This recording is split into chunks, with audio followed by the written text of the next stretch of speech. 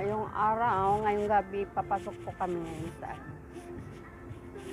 sa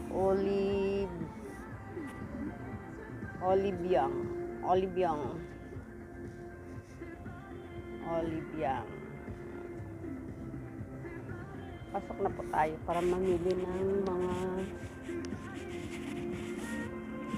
para sa mukha.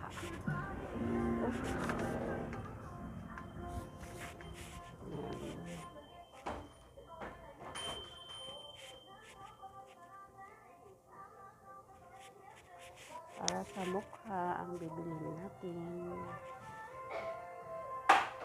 Ayun, mamimili ang aking binata, ang aking anak.